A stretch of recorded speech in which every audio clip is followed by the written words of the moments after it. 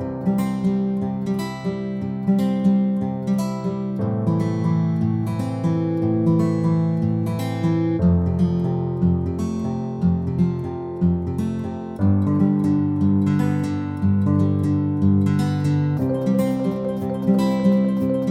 Friends, welcome back to my channel that's Backbenchers Academy. आज का जो हमारा टॉपिक है that is the address binding. ठीक है, यहाँ पे हम देखेंगे एड्रेस बाइंडिंग क्या होता है और उसके कुछ स्टेज टाइप्स सब कुछ। तो चलिए स्टार्ट करते हैं। देखो, सबसे पहले अगर हम बात करेंगे अपने एक प्रोग्राम की, तो हमारा प्रोग्राम यूजुअली कहाँ पे होता है? डेस्क में होता है। इस डेस्क पे ये बाइनरी एग्जीक्यूटेबल फाइल की शेप में होता है, क्योंकि ये बाइनरी लैंग्वेज में होता है। तो इसको एग्जीक्यूट करने के लिए क्या चाहिए हमें? सबसे पहले इस प्रोग्राम को उठाना है और उठा के लाना है कहाँ? मेन मेमोरी में। और फिर उसके बाद क्या करना है? ये एग्जीक्यूट हो सकता है, क्योंकि डिस्क पे तो एग्जीक्यूट नहीं हो सकता है। तो अब मेमोरी की मैनेजमेंट जो है, मेमोरी मैनेजमेंट्स की बहुत टाइप है, उसके अकॉर्डिंग देखेंगे हम कौन सी मेमोरी मैनेजमेंट यूज़ कर रहे हैं। तो उसी के अकॉर्डिंग इस प्रोसेस को मूव किया जाता है between your disk and memory इसकी एग्जीक्यूशन के दौरान। ठीक है, तो थर्ड, अब इसमें एक और इम्पॉर्टेंट चीज़ देखेंगे कि जो प्रोसेसेस आपके डिस्क पे थी, जो वेट कर रही थी ताकि उनको मेमोरी में लाया जाए एग्जीक्यूशन के लिए, तो वो सारी प्रोसेसेस बनाती हैं इनपुट क्यू। मतलब इनपुट क्यू में वो सारी प्रोसेसेस है जो वेट कर रही हैं मेमोरी में आने का, ताकि वो एग्जीक्यूट हो जाए। तो नॉर्मल प्रोसीजर में क्या होता है कि हम इस एक प्रोसेस को सिलेक्ट करते हैं कहाँ से? अपने इनपुट क्यू से, और फिर उस प्रोसेस को लोड करते हैं कहाँ? मेमोरी में। और जब लोड हो जाती है मेमोरी में, तो उसके बाद वो एग्जीक्यूट हो जाएगी। ठीक है, तो जब हमारी प्रोसेस एग्जीक्यूट हो रही है तो उस दौरान क्या क्या होता है?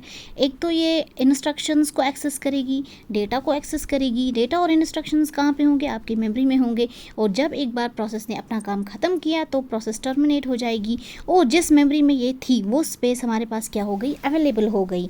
तो उस टाइम पे अब हम कोई भी प्रोसेस इस फ्री स्पेस में ला सकते हैं। तो अब बहुत सारे सिस्टम्स की अगर हम बात करेंगे ना, तो वो अलो करते हैं यूज़र प्रोग्राम्स को वो टू रिसाइड फिजिकल मेमोरी की किसी भी पार्ट पे।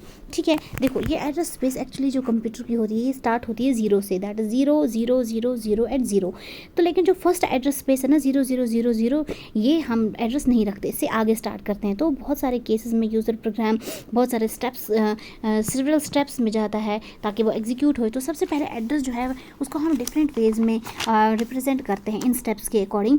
तो एड्रेसेस को यूजुअली हम क्या करते हैं? सिम्बॉलिक वे में रिप्रेजेंट करते हैं सोर्स प्रोग्राम में। तो कंपाइलर इन सिम्बॉलिक एड्रेसेस को बाइंड करता और रिलोकेट करता है इन एड्रेसेस को। तो हमारे पास लिंकेज एडिटर या लोडर, इन दोनों का काम क्या? ये फिर क्या करेंगे? रीलोकेटेबल एड्रेस जो है ना उसको बाइंड करेंगे इनटू देयर एब्सोल्यूट एड्रेस। तो हर एक बाइंडिंग जो यहाँ पे हो रही है वो क्या है? That is simply we can say that it is a mapping from one address space to the another address space. ये होते हैं हमारे कुछ स्टेप्स, जो स्टेप्स हमारे प्रोग्राम को करने पड़ते हैं बिफोर इट्स एग्जीक्यूशन। ठीक है, अब ज़रूरी नहीं है ये सारे स्टेप, कुछ प्रोग्राम्स में ये सारे स्टेप्स होंगे, कुछ में आधे होंगे, दैट डिपेंड्स। ठीक है, तो हो गया ये हमारे पास कंपाइलर का काम भी। Linker that is the linkage editor का काम भी हमने बता दिया, एंड लोडर का काम भी हमने बता दिया। ठीक है, तो आप देखिए, अब जो ये बाइंडिंग ऑफ इंस्ट्रक्शंस होती है, और ये देखो, इसके हम कुछ स्टेप्स पढ़ेंगे।